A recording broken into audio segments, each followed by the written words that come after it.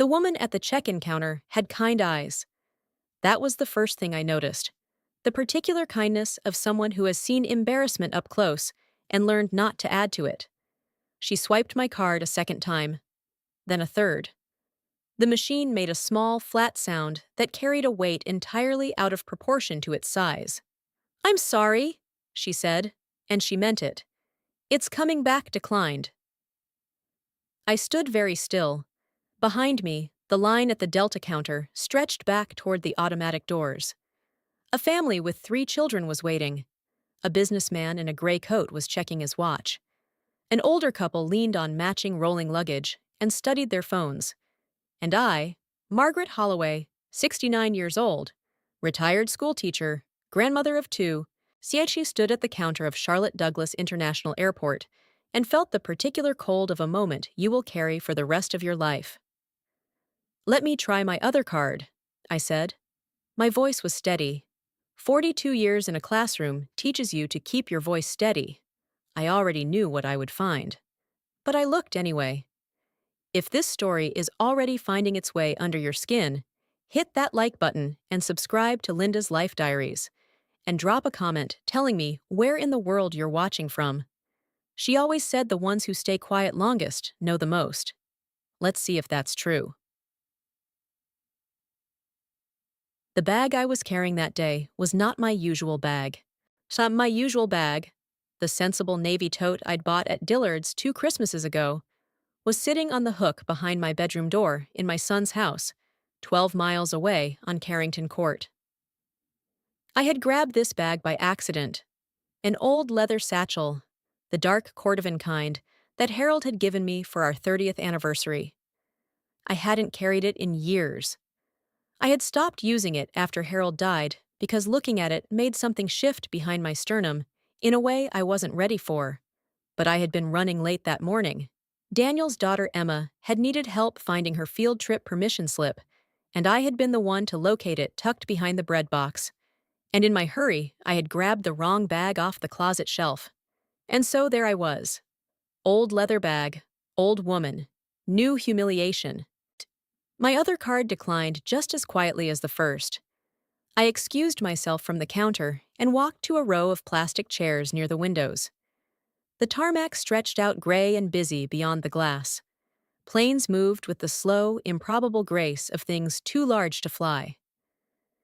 I sat down, set the bag in my lap, and called my son. Daniel answered on the 4th ring. "Mom." His voice had the particular quality it got when I was an inconvenience he had not yet calculated. Not cruel. Never openly cruel. Just calibrated. "Are you at the airport already?" "I am. Daniel, both of my cards are being declined." A pause. Not a surprised pause. A considering one. "Oh." Another beat. "Yeah, I think there might have been a security flag on the account. I had to freeze it temporarily while I sort something out." I had to freeze it. As if my account were his to freeze. "Daniel, I have a flight in 2 hours." "I know, Mom, I know. Look, I'll take care of it when you get back. It's probably nothing, just some fraudulent charge the bank flagged. You know how they are." "I have $63 in my wallet." Another pause. Longer this time. Honestly, Mom, $63 is more than enough for the airport. Get yourself a coffee and a magazine. You'll be fine. And listen, if you're really worried about cash, maybe this isn't the best weekend to— "It is Barbara's 70th birthday." I said it quietly. My sister Barbara, who had driven 4 hours to sit with me in a hospital waiting room when Harold had his first episode 2 years before he died. My sister Barbara, who called every Sunday without fail. My sister Barbara, who was turning 70 and had been planning this birthday weekend for 8 months. "Right, yeah, I know." Daniel's voice softened into something that was almost apologetic, but stopped just short of actually getting there. "It's just the timing is kind of bad for me to deal with this right now. I've got the Meridian account meeting today, and Lauren's got the kids, and—" "Renata," I said automatically. "What?" "Your wife's name is Renata." A shorter pause. "Right. Renata. I know her name, Mom." He said he would call the bank on Monday. He said he was sure Barbara would understand if I needed to reschedule. He said I should get a coffee and call him when I was home. Then he was gone. I sat in that plastic chair for a long moment, with my phone in my lap, and looked at the planes. There is a specific kind of anger that doesn't announce itself. It doesn't flush your face, or tighten your jaw, or make your hands shake. It arrives quietly, like something that has been walking toward you from a long way off, and has simply, finally, arrived. I felt it arrive that morning at Charlotte Douglas International Airport, in a chair beside the window, with $63 in my wallet, and my son's voice still in my ear. I reached into the old leather bag for my boarding pass, and that was when my fingers found the card. I need to tell you who I was before all of this. Not because it changes what happened, it doesn't, but because the woman you meet at an airport counter doesn't arrive there without a history, and understanding the history is the only way to understand what came next. My name is Margaret Elaine Holloway, née Cartwright. I was born in 1955 in a small brick house in Concord, North Carolina. My father worked at the textile mill. My mother taught Sunday school and kept a garden so productive that neighbors used to find paper bags of tomatoes and okra left quietly on their porches, because that was how she expressed abundance. Anonymously, without ceremony. I taught second and third grade at Maplewood Elementary for 38 years. I taught children how to read. I taught them how to carry in subtraction, and how the water cycle worked, and how to use a period instead of a comma when a sentence was done. I taught them that mistakes were instructions in disguise. I had 412 students over those 38 years, and I remember more of them than I can count. Their handwriting, their particular nervous habits, the specific way one boy named Marcus used to hold his pencil like a surgeon, and another boy named Tyler used to close his eyes when he was thinking hard. Harold Holloway came to one of my open houses in September of 1983 because his nephew was in my class that year. He was 31 years old, already slightly formal in the way of men who have spent too long working with numbers, with the kind of precise attentiveness that I would come to understand was simply the way he loved people. Carefully, methodically, with no detail overlooked. We were married 13 months later. We bought the house on Persimmon Lane in the spring of 1985 and lived there for 34 years. We raised Daniel in that house, and before Daniel there had been a baby girl we lost at 4 months. And we grieved her together in the particular way of couples who know that some things cannot be managed, only carried. Harold was an accountant. He worked for a regional firm for 20 years before going independent. He was the kind of man who kept 3 copies of every important document in 3 different locations, who reviewed beneficiary designations every January, who had what he called a backup to the backup. He used to say, "The function of a plan is not to be executed. It is to be there when everything else stops working." I teased him about it. I told him he worried too much. I told him the word for his condition was preparedness, and that it was not a medical diagnosis, when he would smile at me in the particular way he had, a smile that started at one corner of his mouth and arrived at his eyes about a second later, and say, "Humor me, Margaret." Harold died in November of 2021. He was 68 years old, a series of small strokes first, and then a larger one, and then he was gone. After 41 years of marriage, and one night of terrible clarity in a hospital room that smelled of antiseptic and heating vents, and the particular grief of places where people come to leave. Daniel was 40 that year. He drove up from Charlotte the same night and sat with me in the kitchen until 3 in the morning. He was, in those first weeks, the son I had raised, present, attentive, genuinely devastated, because Harold had been, whatever complications came after, a good father to Daniel, a patient one. It was Daniel who suggested I sell the house on Persimmon Lane. I want to be fair to him. He said it gently. He said it 3 months after the funeral, when the house had begun to feel less like a home and more like a museum of a life that was over. He sat across from me at the kitchen table, Harold's kitchen table, the one with the small burn mark near the edge from a candle that had fallen over at a Christmas dinner in 2003. And he said, "Mom, This house is a lot for one person. The yard alone is more than you should be managing. And Renata and I have talked about it, and we'd love to have you come stay with us. The guest room is right there. You'd be close to Emma and to Liam. It would be good for everybody. I said I would think about it. I thought about it for 6 months, and then I sold the house on Persimmon Lane for $340,000. Shoss gave Daniel and Renata $60,000 toward a new roof and updated kitchen they'd been planning, and moved into the guest room on Carrington Court. The word temporary was used several times in those conversations. I want to be precise about that. Several times.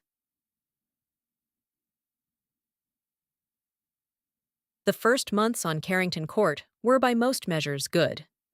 Emma was 12 then, and still at the age where a grandmother is someone to seek out, rather than tolerate.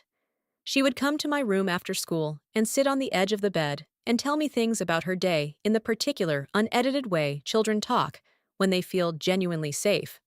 Her best friend Kayla had said something unkind. Her math teacher had a coffee stain on his tie every single day, and she was starting to think it might be the same tie. She was reading a book about a girl who discovers she can communicate with birds, and did I think that was scientifically possible? And what would I say to a bird if I could?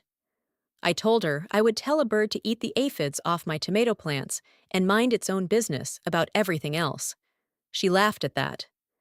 Emma had Harold's laugh, the kind that arrives a beat before you expect it, sudden and genuine. Liam was 8 and more interested in his tablets and his soccer cleats than in grandmother's, which was entirely appropriate for 8. But he would sometimes come and find me when he was upset about something he couldn't quite articulate, and he would sit near me without speaking until whatever it was had settled, and then he would leave. Children understand more than we give them credit for. They know who in a house is safe. Renata Holloway, née Vasquez, 39 years old, operations director for a regional healthcare group, possessed of an organizational intelligence that I genuinely admired, and a warmth that was real but carefully rationed. She loved Daniel in the focused, practical way of someone who has decided to invest and intends to protect the investment. She loved Emma and Liam fiercely and without reservation. She ran her household the way she ran her department, with systems, priorities, and the implicit understanding that deviation from established procedure required prior approval. She had never been unkind to me. I want to be careful to say that clearly. There was no single moment I could point to and name. It was more like a weather pattern than an event. The slow accumulation of small pressures. See the way the temperature in a room changes without anyone touching the thermostat. The kitchen was the first territory. I have cooked my entire life. For Harold, for Daniel when he was growing up, for church potlucks and neighborhood gatherings, and the particular language of care that expresses itself most naturally through food. When I moved into Carrington Court, I offered to cook dinner 3 nights a week. It seemed the reasonable contribution of someone living in another person's home without paying rent. Renata thanked me, said she would love that, said it was so generous. Within a month, she had reorganized the pantry in a way that made it difficult for me to find anything I was looking for. Within 6 weeks, she had established a meal planning system that she kept on an app on her phone, a color-coded, such a week-ahead grid that she called the household calendar. She shared it with Daniel and with the grocery delivery service, but not with me. When I asked about it, she showed me how to view it on my phone with a graciousness that contained within it the clear understanding that I was a viewer, not a contributor. I began asking permission to cook. Not dramatically. There was no confrontation, no declaration. I simply found myself saying, "Renata, would it be all right if I made soup this evening?" Or, "Daniel, I was thinking I could handle breakfast on Sunday if that works." Small requests for access to spaces I had lived and worked in my entire adult life. Phrased as requests because everything else made the air in the kitchen change in a way I couldn't name, but could feel. It happened in other rooms too, in other ways. The laundry room. Renata mentioned once, pleasantly, that the machines were smart machines, newer models that operated most efficiently when run in sequence, and she had the sequence optimized And could I just let her know when I needed to do a load so she could make sure it fit into the rotation? The living room. The television had a complex remote system. Daniel had set up some streaming arrangement that required navigating 3 separate menus. Renata had memorized it. I had not, and when I asked for help, she would do it for me. Always helpfully, always with a slight patience that carried within it the clear understanding that I had asked before and should by now know how. The front door.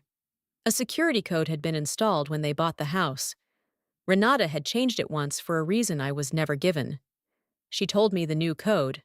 A week later, when I tried it and found it had changed again, she apologized. Daniel changed it because of the package situation. I keep forgetting to tell you things. And gave me a key fob instead. A key fob for the house my money had helped to re-roof. None of this was dramatic. None of it was openly cruel. That is the thing I want you to understand. Because understanding it is the only way any of the rest of this makes sense. The cruelty, if that's even the right word for it, operated entirely in the register of practicality. There was always a reason, always a system, always a logistics explanation that sat just right side of plausible. You could not argue with any individual piece of it without sounding ungenerous or confused, like someone who doesn't understand that modern appliances work better with proper sequencing. It was Daniel who said it most plainly, without realizing he was saying it at all. It was a Sunday in March. I had asked that morning whether I could take some money from the household account, the account Daniel had set up when I moved in, the one where my pension deposit was directed, to contribute to Barbara's birthday gift from the family. A small thing, $40. Daniel had looked up from his laptop. He had given me the particular look he had developed over the past year. Not unkind, not dismissive, but patient in the way you are patient with someone who does not quite understand how things work. Mom, I'll just handle it. You don't need to worry about that. You're taken care of here. Taken care of. The phrase sat in my chest for 3 days. I was a woman who had taught for 38 years, who had written lesson plans and parent communications and carefully worded notes to administrators when I thought something was wrong, who had managed a household budget, a retirement account, a garden, a marriage, a grief, who had been a person of full agency in the world for 69 years. And my son, the boy I had held in a delivery room in October of 1982, had looked at me across his kitchen table and used the passive voice to tell me my own life was happening to me. You are taken care of. I said, "Thank you, Daniel." I said it because I am a woman who was raised to know the difference between a battle and a war. And because I was still, at that point, only watching, only noting, only beginning to understand what I was living inside. Emma was the first person to say anything directly. She was 13 by that spring. The year between 12 and 13 had done something to her understanding of adults. She could see more than she used to, in the particular way adolescents develop X-ray vision for the things they were never supposed to notice. She came to my room on a Tuesday evening in April, climbed up on the bed the way she had when she was 9, and said, without preamble, "Grandma, why don't you just use your own money when you want something?" I was quiet for a moment. "It's complicated, sweetheart. Dad manages it, right?" That's what I heard him tell Uncle Greg. She had her father's directness. It was the only thing she had gotten from Daniel, I sometimes thought. He said he manages your finances now because you're older. I was 69 years old. I had just that morning completed the New York Times crossword in 34 minutes. "What did you say when he told Uncle Greg that?" I asked. Emma looked at me steadily. I didn't say anything, but I thought it was weird. I kissed her on top of her head and told her she was very observant. I told her to go finish her homework. After she left, I sat for a while with my hands folded in my lap, and I thought about Harold, and about the things he had said over the years that I had not been paying sufficient attention to. The function of a plan is not to be executed. It is to be there when everything else stops working. I began paying closer attention after that. Not dramatically, not obviously. I was a schoolteacher for 38 years. I know how to observe without being seen to observe. I made a habit of going through the mail before Daniel arrived home. I began keeping a small notepad in my nightstand, jotted down things I noticed, dates, amounts I remembered, conversations I had filed away at the time as ordinary and now retrieved in a different light. In February, Daniel had told me that the pension account transfer had been delayed. Something on the bank's end, not a big deal. I'll follow up. I had accepted this. In March, when I asked to see the account statements, just to have a look, just to understand where everything sat, he had said he'd print them up for me, and then had not. When I asked again, he'd said the system didn't produce paper statements anymore. Everything was digital now, and he had me listed as a secondary viewer on the account, so I could access it whenever I wanted. When I sat down at my laptop to do this, and could not find the login information, he had come in and done it for me, quickly, efficiently, clicking through screens too fast for me to follow, and shown me a balance, and then closed the browser. I had seen the balance for approximately 4 seconds. In April, Renata had mentioned, pleasantly, over dinner, that the household expenses had been running a little high. Not looking at me, just mentioning it. We might need to look at the grocery order. The premium delivery fee really adds up. Daniel nodded. Emma looked at her plate. Liam was not paying attention. I said nothing. What I had contributed to the household grocery bill, in the month Renata was referencing, was $300. What I knew, from conversations that were not meant for me, was that Renata had purchased a spa package for herself and her friend Claire that same month that came to $420. I did not say this. I was still only watching. I was still only the woman sitting at the dinner table who nodded when appropriate and asked no inconvenient questions.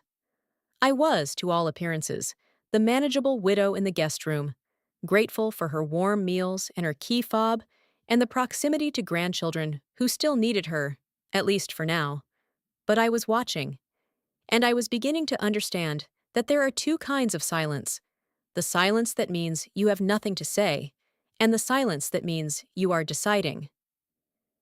The week before my trip to Charleston, I asked Daniel to make sure my travel card was active. This was the Visa card linked to the account he managed, the account where my pension and my Social Security deposited, the account he had described 14 months ago as the simplest solution for keeping everything organized under one roof. I had agreed to this arrangement the way you agree to things when you are newly widowed and newly moved, and your son is sitting across the table, looking reasonable and using words like practical and simplest solution, and you are still learning to exist in a world where the man who understood every detail of your shared life is no longer there to read the fine print. "Of course, Mom," Daniel had said. "I'll make sure everything's set." On the morning I left for the airport, he was already at work. Renata was doing school drop-off. Emma, passing me in the hallway with her backpack, had stopped and looked at me with those Harold eyes. "Dad seemed stressed last night," she said, "about something with money stuff." "I don't know." I looked at her. "Thank you, sweetheart. Have a good trip, Grandma." She hugged me quickly, the way teenagers hug when they are trying not to look like they need to. Then she was gone. I grabbed my bag off the closet shelf and took a cab to the airport. I did not know until I was standing at the Delta counter that I had grabbed the wrong bag. And I did not know until I was sitting in a plastic chair beside the window, with $63 in my wallet and my son's voice in my ear telling me he would sort it on Monday, that the wrong bag might have been exactly the right one. My fingers closed around something in the inner pocket of the old leather satchel, a card-shaped object, rigid and cool in the way of old plastic. I pulled it out slowly. It was a credit card, a gold Visa, the old kind with raised numbers, the kind they haven't made in years. The name on it read, Harold E. Holloway. Below it, M.E. Holloway, secondary cardholder. I sat for a very long time and looked at it. Harold had opened this account. I remembered it now, the way you remember something that was never important enough to file, and so drifted into the general archive of a shared life. He had opened it 11 years ago, maybe 12. We had been at the kitchen table on Persimmon Lane, and he had slid an envelope across to me and said, "This is the backup to the backup. So I'll put it somewhere safe and don't think about it again unless you need it." I had put it in the inner pocket of the leather bag. The bag I only carried for travel. The bag I had not carried since Harold died, because looking at it made something shift in my chest. I turned the card over in my hands. There was an 800 number on the back. I looked at the planes moving beyond the window. My flight was in 90 minutes. My sister was turning 70. Daniel had frozen my account. My account. The one where my money deposited. The one he managed. The one he had said he would sort on Monday. And had suggested, in the tone of someone who considers the matter settled, that $63 was more than enough, and perhaps this wasn't the best weekend. I thought about Harold, about 3 copies of every important document, lied about backup plans, about the precise, methodical love of a man who had understood, better than I had, that the future was a place with no guarantees. I thought about Emma in the hallway that morning. Dad seemed stressed about something with money stuff. I thought about the account statement I had seen for 4 seconds in March. I thought about the word managed. I picked up my phone. I dialed the number on the back of the card. It rang twice. "Thank you for calling First Meridian Bank. For account balance and information, please say or enter your card number." My hands were steady. I entered the numbers. There was a brief automated pause. And then a voice said a number that I had to hear twice before I was certain I had heard it correctly. I sat in that plastic chair with my boarding pass in one hand and a gold Visa card in the other. And I thought, "Humor me, Margaret. Harold. Always Harold." I stood up, smoothed down my coat, and walked back to the Delta counter. The same woman with the kind eyes looked up when she saw me coming. "Would you like to try another card?" she asked. "Yes," I said. "I believe I would." The card went through on the first try. The woman at the counter printed my boarding pass with the same quiet efficiency she brought to everything, and if she noticed anything different about me in those few minutes, any shift in the quality of my stillness, any change in the temperature of my expression, she was too professional to show it. She handed me the pass and told me Gate C14, boarding in 65 minutes, and wished me a pleasant flight to Charleston. "Thank you," I said. "I expect it will be." I found a seat near my gate and called Barbara. She answered on the second ring, the way she always does, as though she has been expecting you specifically. "Maggie, you at the airport?" "I am. I'm on time." I paused. "Barbara, when I get there, I need to sit with you for a while. Just the two of us. Before the dinner tonight." A brief silence. Not worried, just attending. Barbara has always been able to read the weather in my voice the way farmers read clouds. "All right," she said simply. "The guest room's ready. I'll have coffee on." "Don't fuss." "I'm not fussing. I'm making coffee. Those are different things." I smiled at that. "I'll see you in 2 hours." After I hung up, I sat and thought for a while, which is something I have always done well, and which, in the current climate of my life, I had been doing more deliberately than ever. I thought about the number the automated voice had read to me. I thought about the arithmetic of 11 years of a dormant account, an account Harold had funded and then left alone, quietly accumulating. I thought about what Harold had said when he first told me about it, which I had not fully listened to at the time because I had been doing something else. Probably grading papers, probably half attending the way you half attend the sentences of someone you trust completely to know what they're talking about. "It's not for anything specific," he had said. "It's for the thing we haven't thought of yet." The thing we hadn't thought of. I had not thought of a son who would freeze my account and tell me $63 was enough. Harold apparently had. Charleston was warm and salt-scented, and Barbara was at the door before the cab had fully stopped. She is 3 years older than me, my sister. 70 years old as of that Saturday. She has my mother's hands and my father's stubbornness, and a laugh that has always sounded like something being released rather than produced. When she hugged me in her doorway, She held on for a beat longer than the situation technically required, and I let her. "You look tired," she said, pulling back to look at me. "I'm fine." "You look tired and fine. Come in." Her house is small and full of things she loves. Photographs, a collection of blue and white pottery she started acquiring after her husband Gerald died 6 years ago. Plants in every window.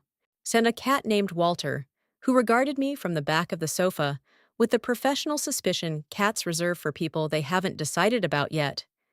We sat at her kitchen table with coffee, and she looked at me steadily and said nothing, which is the sister equivalent of an open door.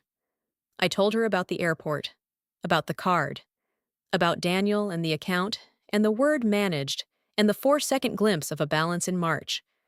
I told her about the key fob and the household calendar she didn't have access to, and the grocery money, and the spa package, and Renata's pleasant management of every room I tried to exist in.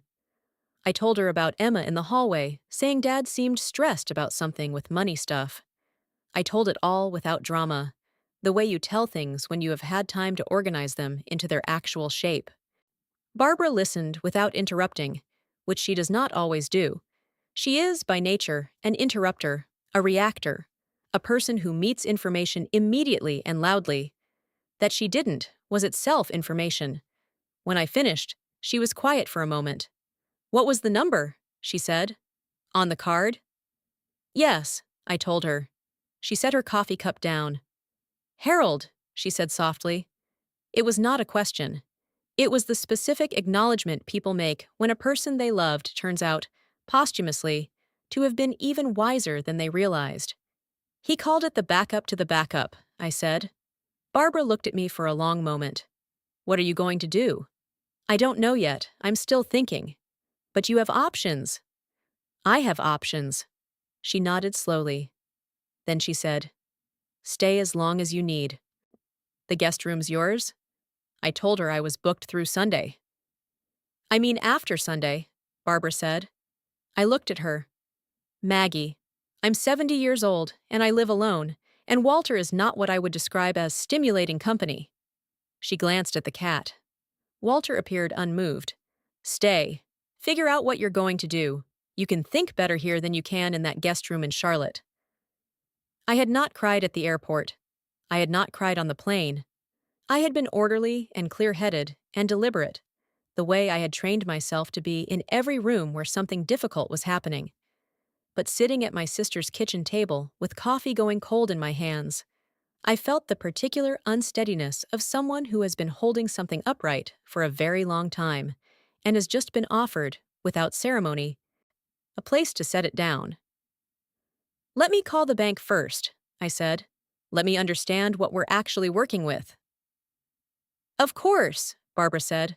"I'll make more coffee."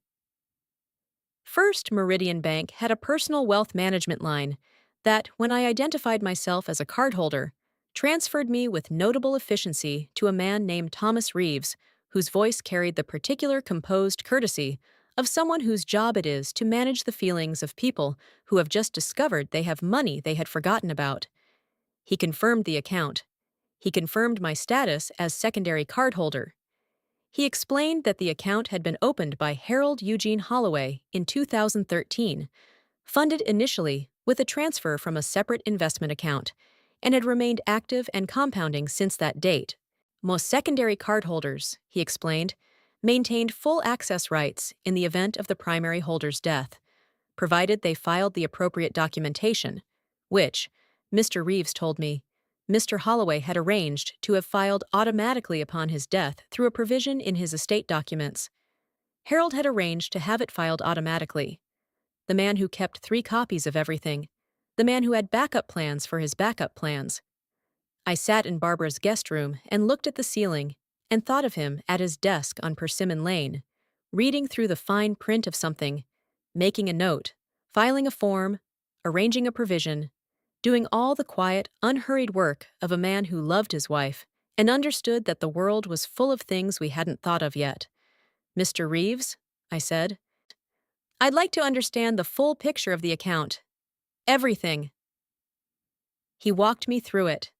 The initial funding had been $47,000, Harold had transferred it from an investment account I had not known about, or had known about in the general way of someone who trusts her husband completely and has other things to attend to. Over 11 years, through a combination of compound interest and a modest portfolio of what Mr. Reeves described as conservative growth instruments, which Harold had selected and which had been managed automatically under his instructions, the account had grown to just under $312,000. $312,000. The card I was holding had a credit limit of $25,000. Beyond the card, I had direct access to the full account balance through my cardholder status, pending the documentation Mr. Reeves would send me, which I could sign electronically and return within 24 hours. "Mrs. Holloway," Mr. Reeves said, "is there anything else I can help you with today?" I thought about Daniel, sitting at work in Charlotte, managing my finances, certain that $63 was sufficient. "Yes," I said. "I'd like to know whether there are any flags or freezes on this account." A brief pause, the sound of typing. "No, ma'am. This account is fully active. No restrictions of any kind." "Thank you," I said. "That's very helpful." After I hung up, I sat for a while in the quiet of Barbara's guest room with Walter sitting in the doorway, regarding me from a distance of approximately 4 feet, his tail moving in the slow, contemplative way of cats who have decided you might be worth something after all. I was beginning to understand something that I had been circling for a long time without quite landing on. It had to do with the nature of preparation.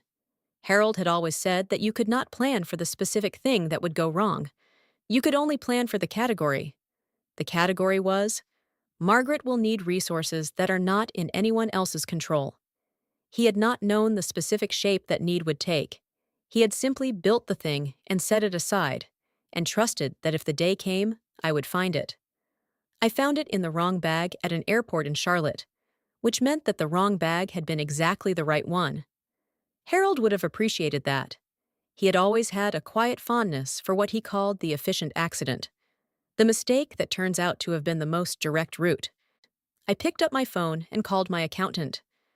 Her name is Patricia Greer, and she has been my accountant since 1998, and she is the kind of woman who speaks about money the way surgeons speak about anatomy, with a precision that is not cold, but is simply the appropriate register for the subject. She answered on the third ring. "Margaret, I wasn't expecting to hear from you this weekend." "Patricia, I need to understand something, and I need you to be honest with me, even if the honesty is unpleasant." A brief pause. "All right." I explained the situation. The arrangement with Daniel, the account, the pension deposits, the Social Security, the management, the 4-second balance glimpse, the frozen travel card. Patricia listened with the particular quality of attention that means she is not just hearing you, but calculating as she goes. When I finished, she said, "Margaret, have you signed anything since you moved to Charlotte? Any financial documents?" I thought about it. Daniel has had me sign things periodically. Tax documents, I assumed. He describes them as routine. "Do you have copies?" I did not. A silence with weight in it. "Patricia," I said, "what does your instinct tell you?" Another pause. "My instinct tells me that you should request copies of everything you've signed in the past 18 months and have me review them before you go back to Charlotte." Her voice was careful. "And my instinct tells me that you should do it from where you are, not from his house." I looked at Walter in the doorway. He blinked slowly, which cats do when they have decided you are trustworthy. "I had the same instinct," I said. I just wanted to hear someone else say it." "What else do you need from me?" "I need to know what it would take to transfer the pension deposits and the Social Security to a new account, one in my name only." The pause this time was shorter. "Less than you might think," Patricia said, "and significantly less than it will cost you if you wait." The birthday dinner that evening was at a restaurant on King Street that Barbara's daughter Christine had booked, the kind of place with exposed brick and a menu written on a chalkboard, and wine that costs what it costs and is worth it. There were 11 of us at the table. Barbara and Christine's husband, Malcolm, their two children who were in high school and therefore technically present, but spiritually elsewhere. Barbara's old friend Helen, who has known us both since elementary school, and four other people whose connection to Barbara I traced, and then stopped tracing because the wine was good, and the company was warm, and I had spent the afternoon doing something that required a great deal of careful thinking, and I was ready for an hour of not thinking carefully about anything. I sat beside Helen, who is 81 and sharp as good scissors, and has never in our acquaintance said anything she didn't mean. "You look like a woman with something on her mind," Helen told me about 20 minutes into the appetizers. "I'm always a woman with something on her mind," I said. "Different kind of something. The kind that has a plan attached to it." I looked at her. Helen looked back. "We have known each other for 60 years. "I'm working through something," I said. "Working through it or working toward it?" "Both."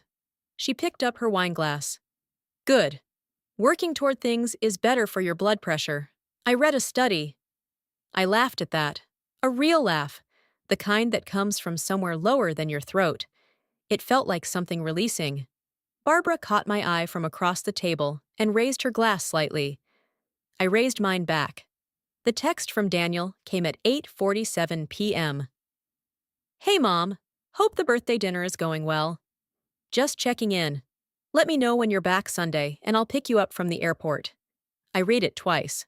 Then I put my phone face down on the table and returned my attention to the chocolate tart Christine had ordered for the table, which was very good, and to Helen, who was telling a story about a man she'd met at her water aerobics class that I was only half following, but that appeared to involve a misunderstanding about a parking space and a very significant escalation. I did not text Daniel back that evening. I would have, in an earlier version of myself. I would have texted back promptly because I had been raised to be courteous and because I had spent 18 months on Carrington Court learning not to disturb the systems. But I was sitting at a table in Charleston with good wine and my sister's laughter and a plan that was beginning to acquire the particular weight of a real thing, and I let the text sit where it was. I stayed through Tuesday. Barbara did not fuss about it. She made coffee in the mornings and left me to use her small study, which had a desk and a printer and a view of the garden, and she fed me extraordinary food in the evenings, and she did not ask questions unless I volunteered information, which is the highest expression of love I know. On Saturday afternoon, I called Patricia back, and she walked me through the documents I had photographed on my phone. 2 of the 3 things Daniel had had me sign, which I had retrieved from photos I'd taken of my own desk on Persimmon Lane before I moved. The third I did not have a record of. Patricia was quiet for a moment after I sent them. "The first one is the arrangement you described," she said. "The joint account management. That's straightforward." "And the second?" A pause that had shape to it. "The second one is a power of attorney. Limited scope, but broader than you might expect for simple account management." Another pause. "Margaret, did he explain what this was when you signed it?"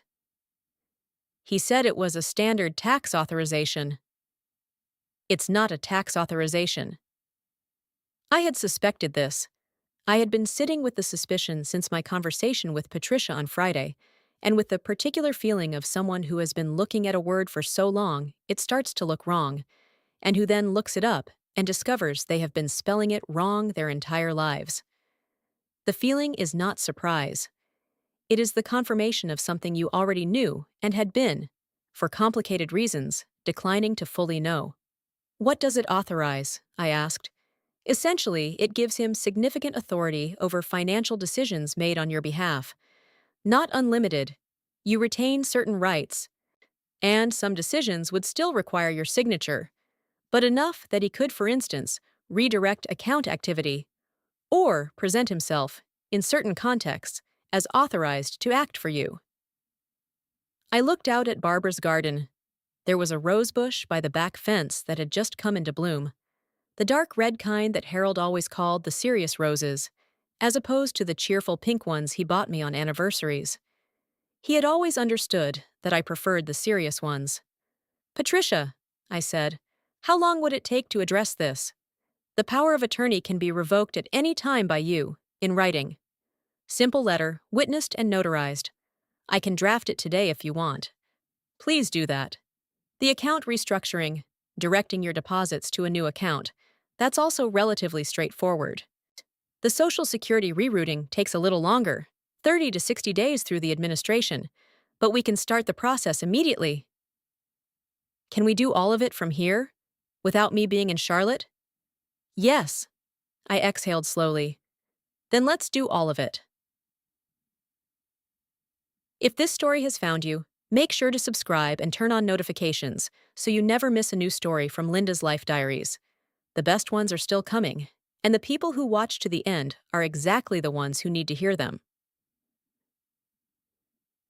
On Sunday, I called Daniel.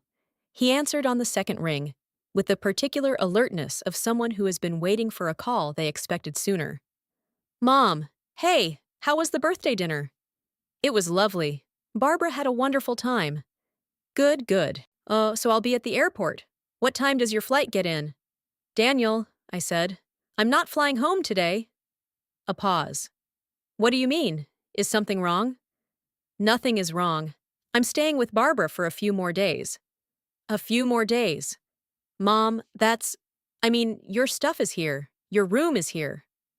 I have what I need with me. Another pause. The sound of him recalibrating. Is this about the card situation at the airport? Because I told you I was going to sort that. It is related to that, I said. Yes. Mom. His voice moved toward the careful patience that I had been living inside for 18 months.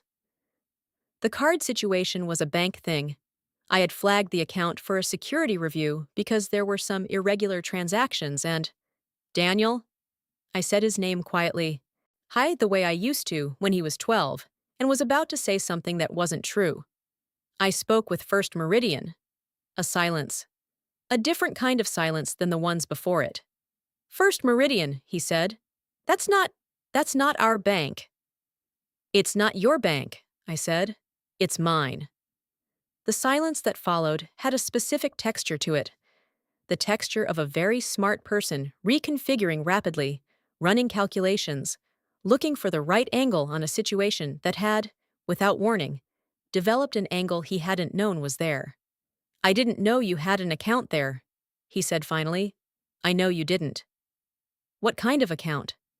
The kind your father opened 11 years ago and called the backup to the backup. I let that sit for a moment. He arranged everything before he died, Daniel. He was very thorough. The silence this time was longer. I could hear, very faintly, the sounds of Carrington Court in the background. A door somewhere, the muffled sound of the television, the particular domestic noise of a house that had been, for 18 months, the container of my life. Mom, Daniel said. His voice had changed. Something in it had softened in a way that was not quite contrition and not quite strategy. Something in between. The voice of a man who is beginning to understand the dimensions of the corner he is standing in. I want to explain some things. I think explanations can wait until I'm back. When are you coming back? I'm not sure yet. Another pause. What does that mean? It means I'm not sure yet. I kept my voice even. Not cold. I was not cold. I was 69 years old, and this was still my son. Saw the boy from the delivery room in October of 1982, and I was not cold. But I was clear. Clarity is different from coldness, though people often mistake one for the other. We'll talk when I'm ready, Daniel. Tell Emma I said hello. I ended the call. I sat for a moment with the phone in my hand. Through the window of Barbara's study, I could see the rosebush by the back fence, the serious red roses moving slightly in a coastal breeze. Humor me, Margaret. I was humoring him. I was, finally, completely humoring him. I stayed 8 days. 8 days of Barbara's cooking and Helen's visits, and Walter's slow blink approvals, and the sound of the water 3 blocks away that you couldn't always see, but could always sense. The way you sense the presence of something that has been in a place longer than anything else. I did 3 things in those 8 days. The first was to sign and return the letter revoking the power of attorney, which Patricia had drafted, which I had notarized at a UPS store 2 blocks from Barbara's house on a Monday morning, while Barbara waited outside and read a magazine and pretended not to be delighted. The second was to open a new checking account at a different bank, one of the large nationals with a branch in Charlotte, because I would be returning to Charlotte, and I was not so given to drama that I intended to make my banking complicated.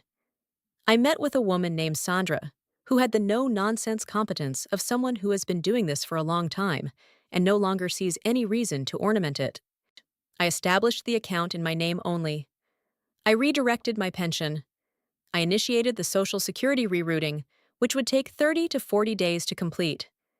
In the interim, Patricia would handle any gaps. The third thing I did was look at apartments. Not from desperation, from something more interesting than desperation. From curiosity, and from the particular pleasure of a woman who has spent 18 months being managed and is now, quietly, managing herself. I had $312,000 in a wealth management account I had not known about a week ago. I had a pension and a Social Security income that together covered modest living expenses with a small remainder for everything else.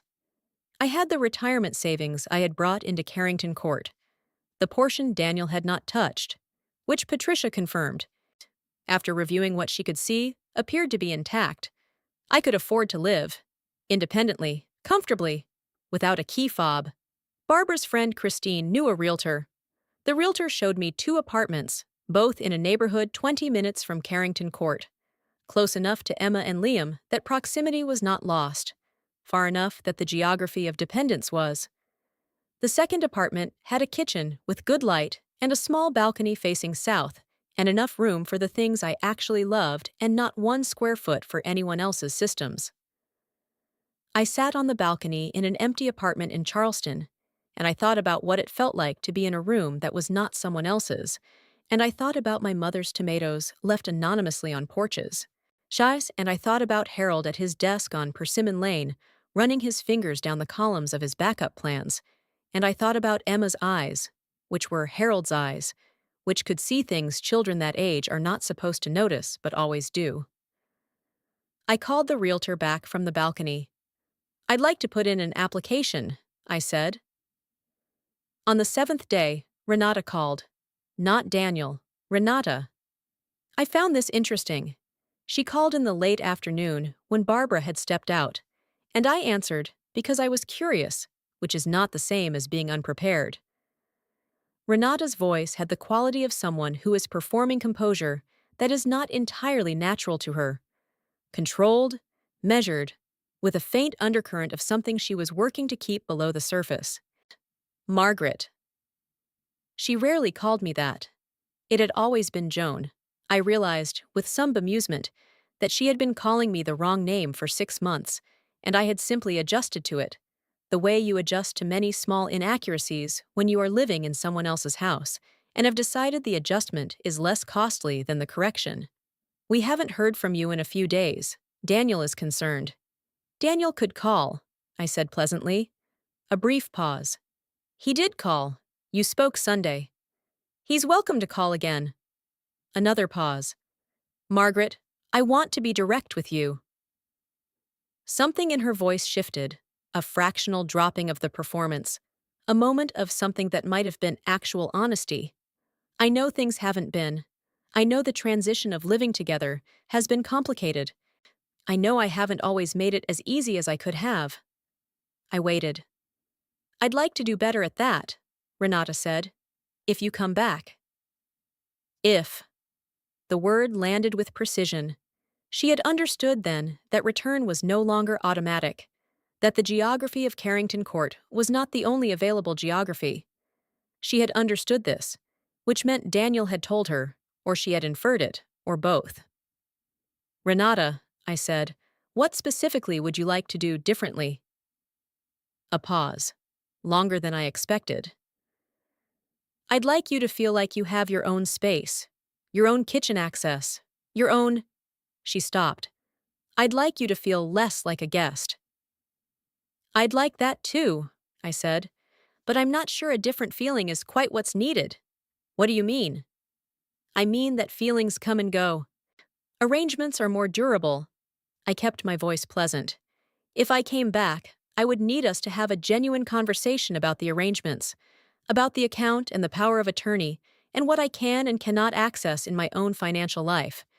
And I would need Daniel to have that conversation directly, not through you. A silence. The kind that has calculation in it. I'll tell him, she said finally. Thank you, I said. I hope you're all well. Please tell Emma I'll be in touch. After I hung up, I sat for a while in Barbara's garden with the serious red roses and a cup of tea gone cold, and I thought about Renata, who was not a villain, I had decided, in the classical sense.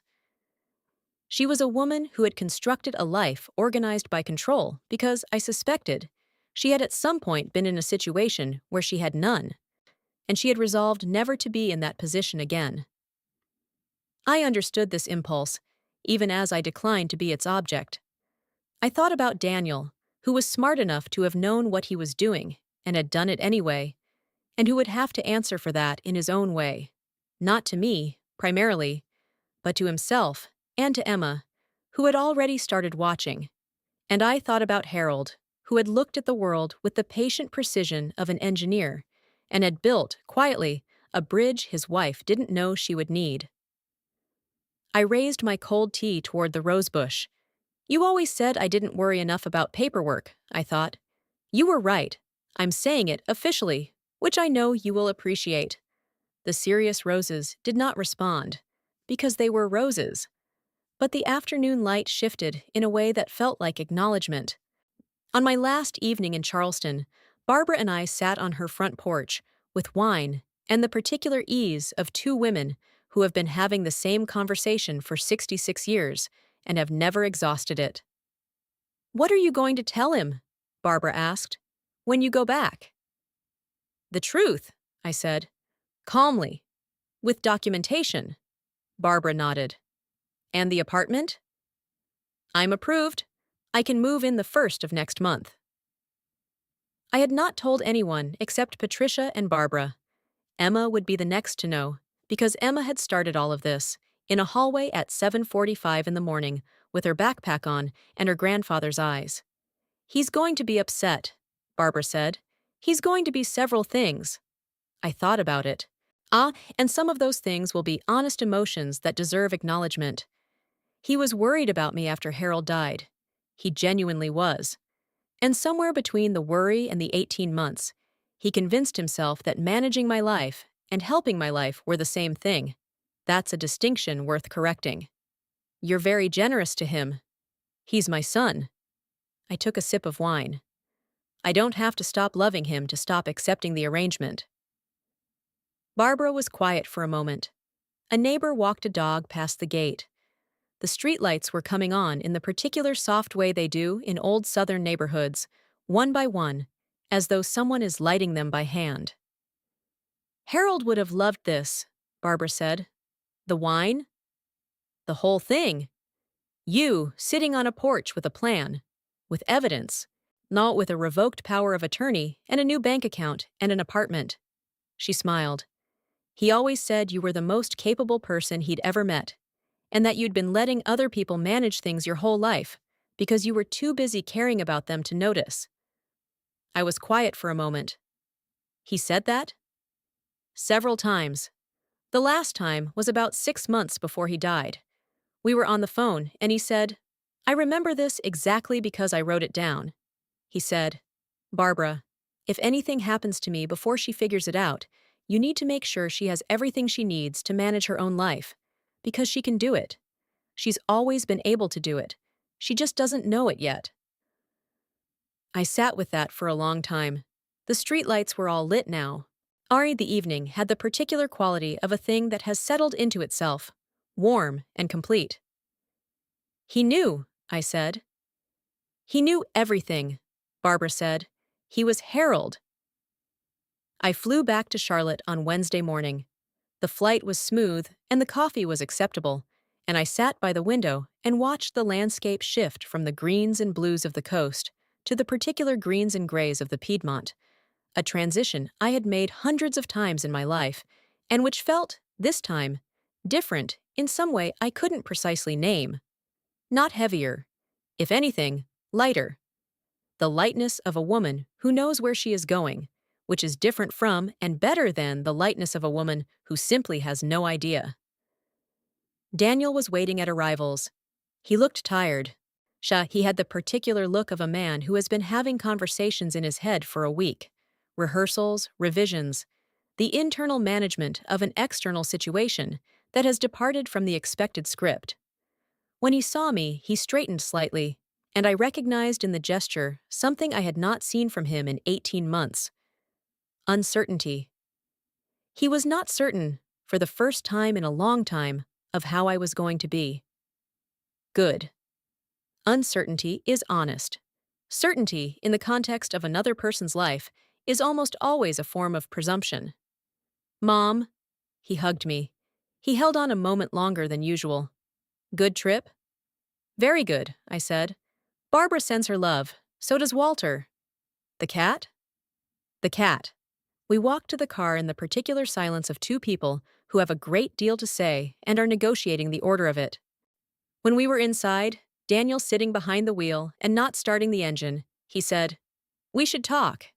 "We should," I said. "I owe you an explanation." "You owe me several things," I said, "but we can start with the explanation." He looked at me.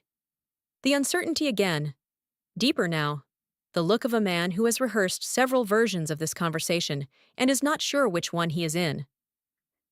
"I thought I was helping," he said. "Mom, I really did.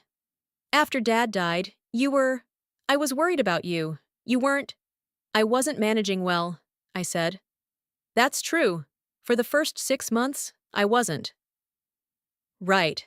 And I thought, if I handle the financial side, at least that's one fewer thing she has to. Daniel. I said his name gently. Not the 12-year-old version this time. The 69-year-old version. The one I said to men and women who worked for me over the years and needed to hear something true. When did helping become deciding? He was quiet. When did managing my finances to make things easier become filing a power of attorney without explaining what it was? When did it become freezing my account because the timing was bad for you? When did it become telling your uncle that you manage my finances now because I'm older? I kept my voice even. Clear. The voice I used for things that needed to be understood. I need you to tell me where that line was, Daniel, because from where I was standing, I couldn't see it. His hands were on the steering wheel, and he wasn't looking at me. "I don't know," he said. It was the most honest thing he had said to me in 18 months. "I don't know when it happened." "Neither do I," I said. "But it did happen, and it has to stop." He nodded slowly. Something in his face had changed. The calculation had left it, and what remained was younger and less arranged. "Okay," he said. "What do you need from me?" I looked at him. My son. The boy from the delivery room. The man who had, somewhere in the tangle of worry and pressure, and the particular entitlement of someone who has been carrying something long enough to forget it, belongs to someone else, gone wrong in a way that still could be corrected. "I need copies of everything I signed," I said. "All of it. And I need a conversation with you and Patricia together, so that everything is clear and witnessed, and nobody has to remember what was said." He nodded again. "And Daniel," I said, "I need you to understand that I love you, and that those two things are not in conflict." He looked at me then, and what I saw in his face was not the calculated patience of the past 18 months. It was something older than that, something that predated Carrington Court and Lauren, Renata, and the household calendar and the key fob. It was the face of the boy who had sat with me at the kitchen table on Persimmon Lane at 3 a.m. after his father died, who had genuinely been there, who had for a time known exactly who I was and what I deserved. "Okay," he said. "Okay, Mom." He started the car. We drove toward Carrington Court, and I looked out the window at Charlotte going by, and I thought about the apartment with the south-facing balcony that I had not told him about yet. Not today. Today was for the conversation we were having, Tomorrow was for the next one. I had time. I had, as it turned out, rather more than anyone had expected. Is now, what she kept and what she let go, and the lasting truth Harold left her. The conversation with Patricia happened on Friday. Daniel had, to his credit, not stalled. He had texted Patricia himself. I gave him her number, which he had not previously had, which was itself a small but precise piece of information, and arranged the meeting for 10 o'clock at a coffee shop on Providence Road that was neutral territory in the most literal sense. Not his office, not his house, not anywhere that belonged to the architecture of the past 18 months. Renata did not come. I had not expected her to.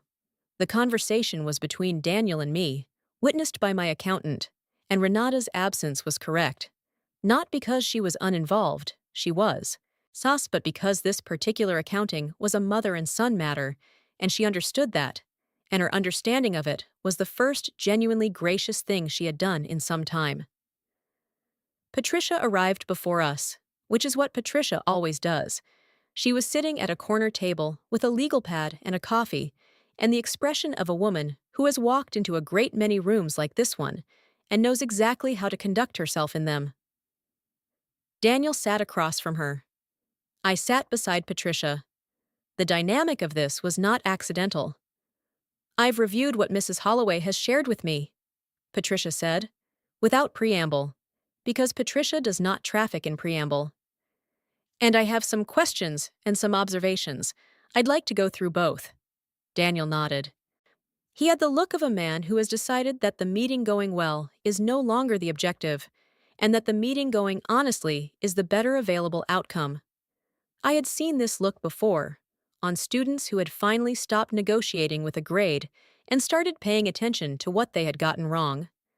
Patricia went through it methodically.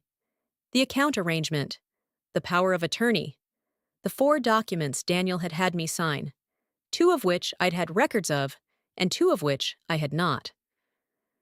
One of the 2 I had not seen before was, Patricia explained, a standard investment authorization.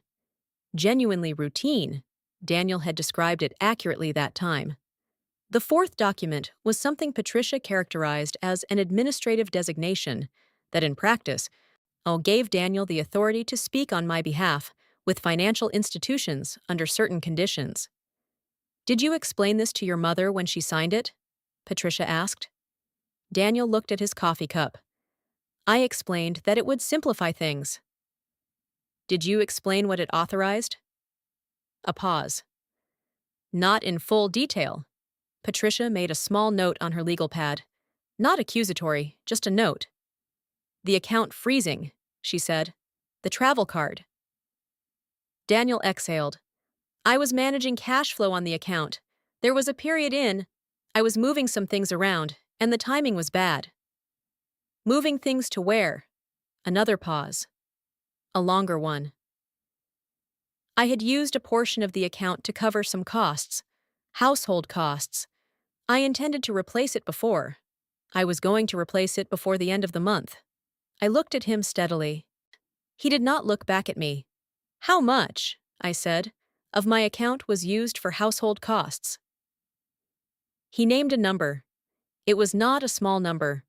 The room was quiet for a moment, with the specific quiet of a thing that has been suspected and is now confirmed. I had not known, until he said it, how certain I had already been. I had circled it, in Barbara's garden, and on her porch, and in the apartment with the south-facing balcony. And I had told myself I might be wrong, that the other explanation, the innocent one, the bank security flag, the routine management, might be the true one. But I had known. The way you know, without the documentation, because the documentation simply names a thing your instincts have already understood. I see, I said. Mom. I'm not finished thinking, I said, not unkindly, just clearly. I sat with it for a moment. Thought about the number. Thought about 38 years of lesson plans and the pension they produced. Thought about my mother's garden and what abundance is and what it is not. Thought about the particular weight of being someone whose resources have been used without her knowledge, and the particular lightness that comes from knowing, now, that the resources are both broader and more protected than the person using them had understood. Is it repayable? I asked Patricia. Entirely, she said. With interest, at the applicable rate, over a reasonable schedule. I can draft the terms. Please do that. Daniel looked up. Something in him had shifted, not toward defensiveness, which would have been the easier direction, but toward something that took more effort. I'll pay it back, Mom. All of it. I know that doesn't fix. It's part of fixing it, I said. It's not the whole thing. He nodded. Patricia went through the remainder of her notes. The revocation of the power of attorney, which was already filed. The account restructuring, which was underway. The steps that remained. She spoke with her usual precision and without any register that suggested judgment, which I had always appreciated about Patricia.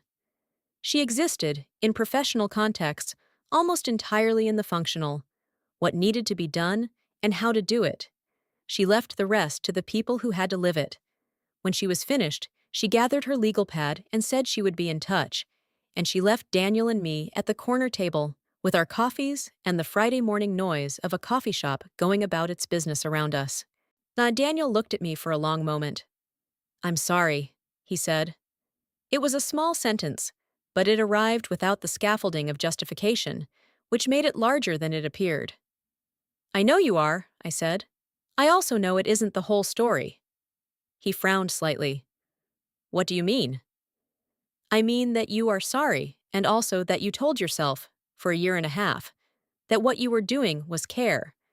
And those two things are both true. I folded my hands on the table. You were worried about me after your father died. That part was real. And somewhere in the real worry, there was something else. Something about the house and the finances, and what was available. And you let the something else fold itself inside the worry until you couldn't see the seam anymore. He was quiet. That's not a defense, I said. I'm not offering it as a defense. I'm offering it as the truth of what happened, because you and I are going to have to figure out how to be mother and son after this, and doing that honestly requires calling the thing what it was. Which is what? His voice was low. It was a failure of imagination, I said. You stopped being able to imagine that I was a full person, with a full life and resources of my own. You started imagining me as something smaller, something that needed to be contained. I held his gaze. And I let you. Because I was grieving, and because I was tired, and because I made the mistake of trusting the arrangement without reading it carefully. Your father would be very disappointed in me for that last part. Something flickered across Daniel's face. Don't say that. It's true, he was meticulous. He would be horrified that I handed someone else the controls and looked away. I paused. But he also, you should know this, he also built something specifically for this situation. Not this situation exactly. He couldn't have known exactly. But the category. And what he built is what saved me the morning you froze my card. Daniel was very still. The First Meridian account. He opened it 11 years ago. He funded it. He arranged the documentation before he died, so I would have full access. He called it the backup to the backup. The silence between us had a different quality now than the ones earlier in the meeting. Those silences had been uncomfortable in the way of reckoning. This one was something closer to grief. Not for what had happened, but for what the account represented. Harold at his desk. Harold in the fine print. Harold arranging, with his patient engineer's precision, a bridge for a crossing he would not live to see his wife make. Daniel's eyes were wet. He looked away briefly. He always knew, Daniel said. He always knew everything. He was thorough, I said. It was how he loved. We sat with that for a moment. Mom, Daniel said finally, I need to ask you something. Go ahead. Are you coming back to Carrington Court? I looked at him. My son, the boy from the kitchen table at 3 a.m, the man who had made a serious mistake and was sitting in a coffee shop on a Friday morning, looking at me with the uncertainty of someone who doesn't know what he deserves and is, for the first time in a long time, not trying to decide for himself. "I'm going to tell you something," I said, "and I need you to hear it completely before you react." He nodded. "I've applied for an apartment," I said, "in Eastover, 15 minutes from you. South-facing balcony, good kitchen light, room for the things I love." I paused. "I've been approved. I move in the first of next month." The thing that moved across his face was complicated. Hurt, yes. But underneath the hurt, something else. Something that I had the sense had been there for some time, and had simply been waiting for permission to surface. Relief was too simple a word for it. It was more like the particular exhale of a man who has been carrying something heavy and has just been told he is allowed to set it down. "Okay," he said. His voice was rough. "I'm not leaving you," I said. "I'm leaving the arrangement. Those are different things." "I know." He looked at the table. "I think part of me knew it wasn't. I think I knew it wasn't right, the way it had gotten. But I kept telling myself that you were helping, that I was helping." "You were in the beginning," I said. "And then the boundary moved, and you moved with it, and eventually you couldn't find the original line anymore." I reached across the table and put my hand over his briefly, the way I had when he was very small, and something had gone wrong, and needed acknowledging before it could be fixed. "You are going to be a better son after this than you were before it. That is my prediction. I have been predicting things about you since 1982, and I have a reasonable track record." He laughed then. A short, rough laugh that sounded very much like the laugh of the boy who had cried when he scraped his knee and ran straight into my arms. "Hi, 15 minutes," he said. 15 minutes," I confirmed. "Emma can come whenever she wants. Liam too, when he gets to the age where grandmothers are interesting again, which happens, I promise. Emma's going to be so happy." "I know," I said. "She's been unhappy about the situation for longer than you realize. She has very good instincts. She gets that from you." "She gets it from your father," I said, "but I'll accept the compliment." Emma found out that afternoon. I told her myself, which was important to me, not because Daniel would have told it wrong, but because it was mine to tell, and because I had watched Emma in the hallway, and at the dinner table, and on the edge of my bed for 18 months, carrying things she had no business carrying at 13, and she deserved to hear it directly from the person she had been, quietly and without knowing it, trying to protect. I asked Daniel if Emma could come to the kitchen, and he called up the stairs, and she came down with the careful, minimizing walk of a teenager who has learned not to arrive too eagerly at adult situations, not to want something too visibly in case it isn't there. She looked at Daniel's face, and then at mine, and she assessed the room with those Harold eyes. "What happened?" she said. "Nothing bad," I said. "Come sit down." She sat. I told her about the apartment, about the balcony, about the 15 minutes, and the open-door policy, and the fact that her grandmother was going to have a kitchen she was allowed to use without asking, and a living room where she could control the television remote, and a guest room, small but sufficient, with her name on it in the sense that mattered. Emma listened with the particular focus of someone who has been waiting a long time for a sentence to end. When I finished, she said, "So you're not leaving. I'm not leaving. She nodded, processing. Then, "Is it because of Dad?" "It's because of the arrangement," I said, "which involved your dad and Renata both, and also involved me not paying enough attention for long enough. It was everyone's situation, Emma. It isn't a story with a villain." She thought about this with the seriousness of a girl who takes moral questions seriously. "But you're going to be okay?" "More than okay," I said. "I have resources I didn't know I had. Your grandfather made sure of it." Something crossed her face. "You, Grandpa Harold?" "Grandpa Harold." Emma was quiet for a moment. She had been 6 when Harold died, old enough to have memories of him, but young enough that they had the soft, curated quality of early childhood. The things that stick are feelings more than sequences, impressions more than events. She remembered, I knew, that he was tall and careful, and that he always asked what she thought, rather than telling her what to think, which was the thing children always remember about the people who see them clearly. He planned for this, she said. Not a question. He planned for a category of thing that included this, I said. He was an engineer. He thought in systems. Emma looked at the table. Then she looked up at me. Grandma, she said, can I help you move? I looked at her.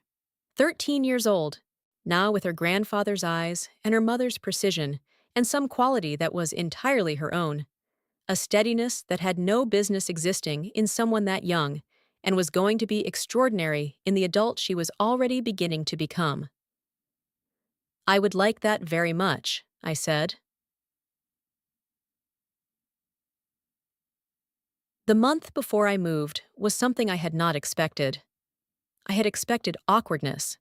I had expected a careful, effortful politeness at Carrington Court, the kind that forms around an acknowledged rupture when both parties are trying to behave well. I had expected to feel like more of a guest than ever, because knowing I was leaving and accepting that I was leaving are different stages, and acceptance is slower. What I had not expected was that Renata would come to my room. It was a Tuesday evening, was 11 days before my move-out date. Daniel was at a work dinner. The children were in bed. I was reading one of the novels Barbara had pressed into my bag when I left Charleston, a thick historical one about a woman in the 19th century who runs a shipping company by pretending to be her dead husband, and then stops pretending and runs it as herself, which I was enjoying enormously. A knock. Then Renata in the doorway, without the administrative composure I had come to think of as her default register. In its place was something more uncertain and, in the uncertainty, more genuine. "Do you have a minute?" she said. "Of course. Sit down."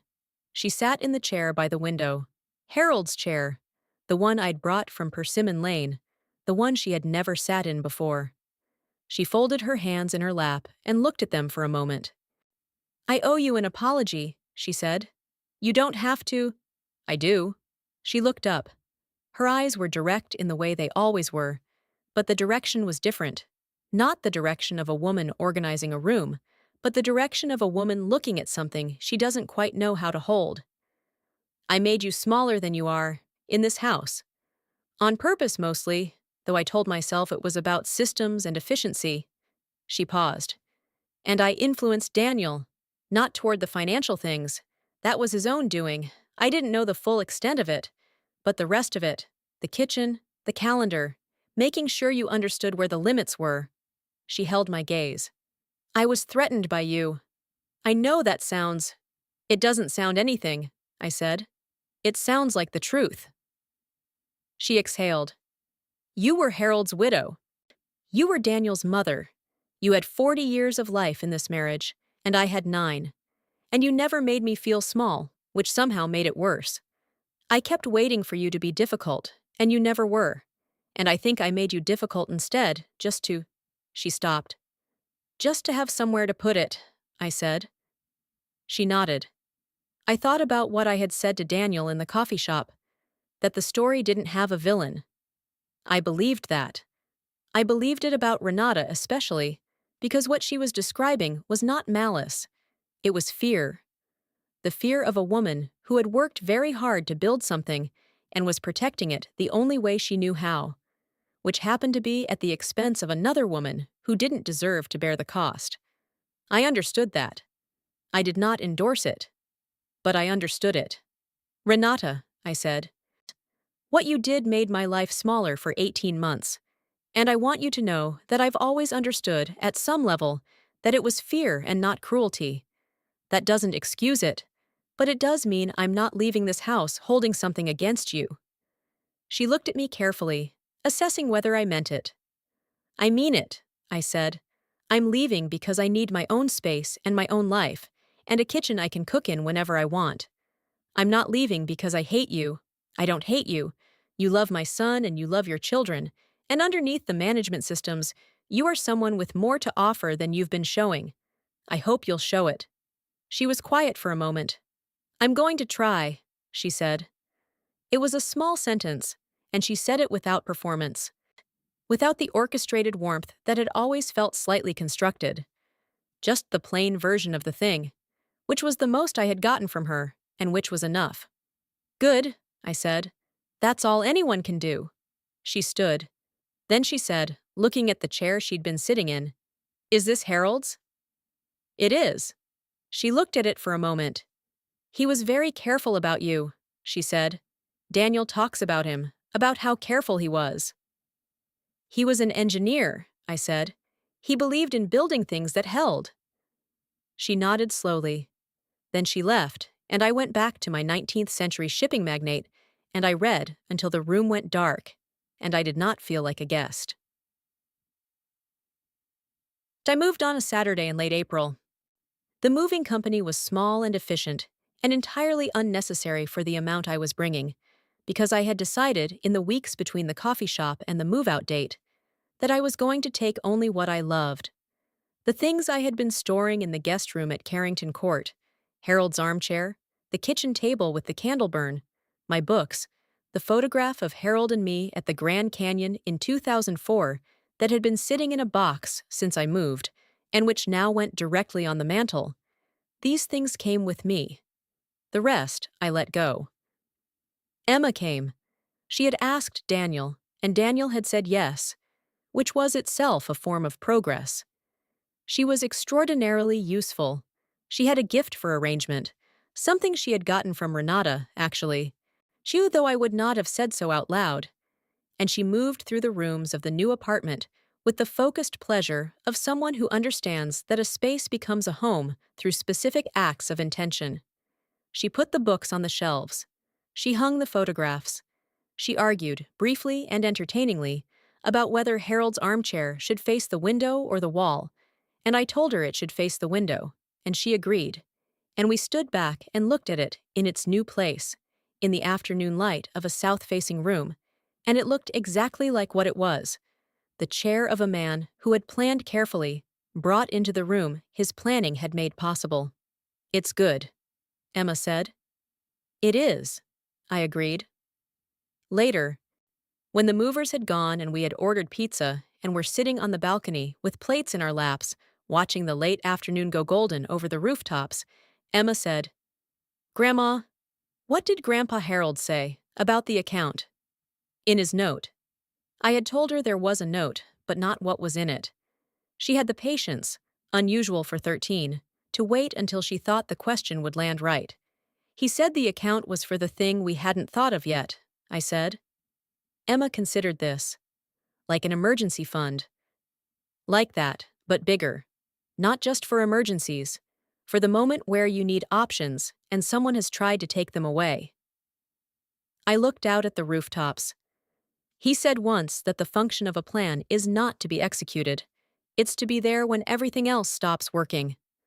She repeated it under her breath. That's a really good thing to say. He said a lot of good things. I should have written more of them down. You remembered that one? I remembered that one, I said. Emma picked up another slice of pizza, ate it with the uncomplicated appetite of a teenager who has done good work and is now hungry. Then she said, I'm sorry it took so long for things to get better. I looked at her. You didn't do anything wrong. I know, but I saw things and I didn't say them, except that one time in the hallway. That one time in the hallway was the whole beginning, I said. You asked me why I didn't use my own money. I didn't have a good answer, and that made me start asking myself the same question. So, in a very real sense, you started everything. She processed this. I just asked a question. Good questions start everything, I said. I told your father that for years, and he retained none of it, but you seem to have gotten it independently. She smiled at that. A Harold smile, sudden and genuine, arriving in her eyes a beat after it reached her mouth. We ate pizza on the balcony while the city went about its Saturday evening below us, and I felt, for the first time in a very long time, the specific contentment of a woman in a room that belongs to her. Not because her name is on the lease, though it is, but because the room reflects her choices entirely. Every object in it chosen, every arrangement made by her own hand, or the hand of someone she loves without complication. This is what independence feels like, I thought. Not triumph. Not the drama of a reckoning. Just a balcony and pizza and the good specific weight of a life that is, again, your own. Thank you for staying all the way to the end. The people who finish the whole story are the ones who understand it and the ones who share it. If this one moved you, the next video on your screen is waiting to do the same. And if you haven't subscribed yet, come back. There's always another woman the world underestimated, and we tell those stories here. It has been 7 months since I moved into the apartment on Eastover. I will tell you where I am now, specifically, because vague resolutions are the mark of a story that is trying to sound better than it is, and this one does not need to. I have a garden on the balcony, container tomatoes and 2 rose bushes, one cheerful pink and one the serious dark red. Because Harold was right that I preferred the serious ones, but I have decided to keep both. The tomatoes are more productive than I expected given the space, and I have left paper bags of them outside 2 of my neighbors' doors, without a note, because that is how my mother expressed abundance, and I am her daughter, and it is time I remembered it. I have a kitchen I cook in freely, with no color-coded calendar, and no electricity schedule, and no requirement to ask permission to heat soup. I have cooked things I had not made in years, the chicken and dumplings Harold loved, the pound cake my mother made for church, the particular beef stew I developed over 20 years, and never found the right occasion for, and have now made 3 times in 7 months, because every Saturday is an occasion if you decide it is. I volunteer at Maplewood Elementary on Tuesday afternoons. Not in my old classroom.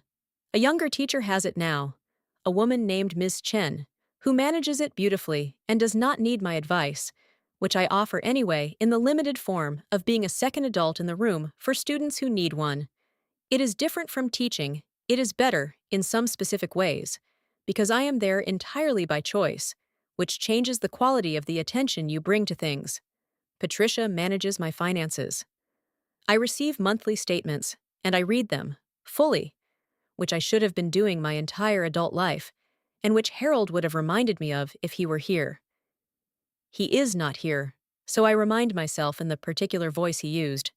Patient, a little amused, entirely without reproach. The repayment arrangement with Daniel is on schedule. Patricia monitors it. It is not a comfortable arrangement for anyone, which is appropriate, because it was not a comfortable thing that created it.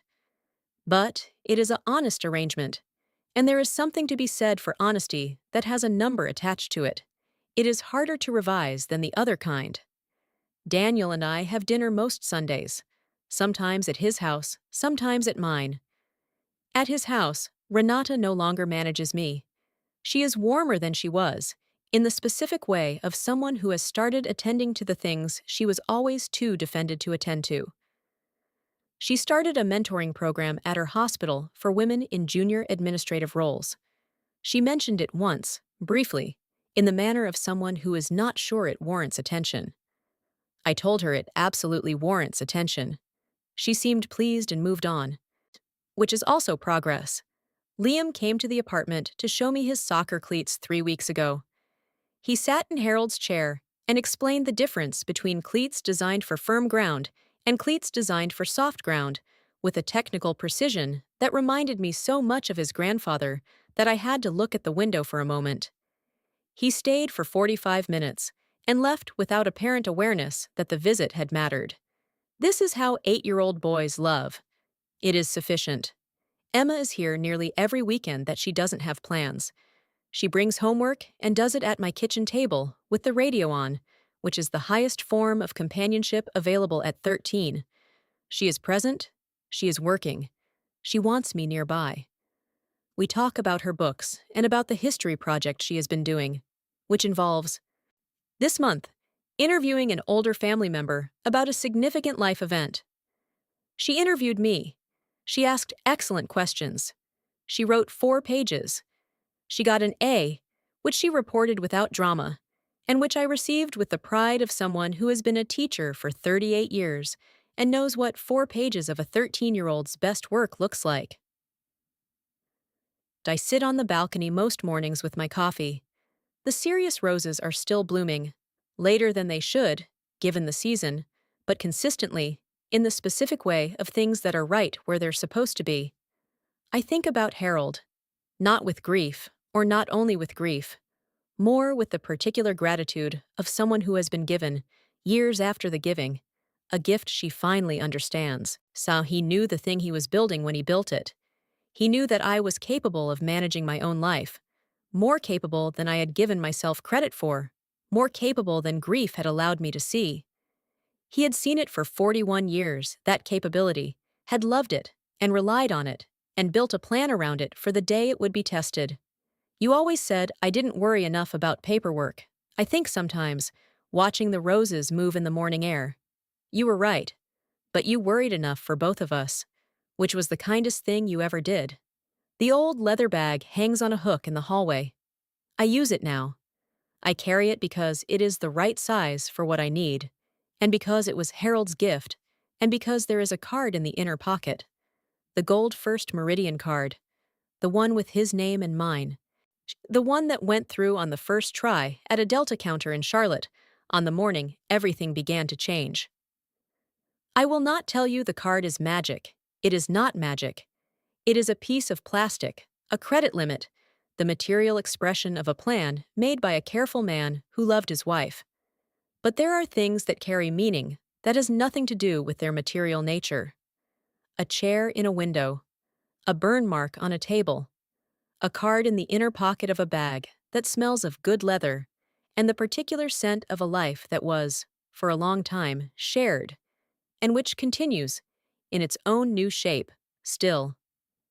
I take it out sometimes, just to hold it, just to remember the specific weight of a morning when everything stopped working, and the backup to the backup was right where he said it would be. Humor me, Margaret. I am humoring you, Harold. Every single day.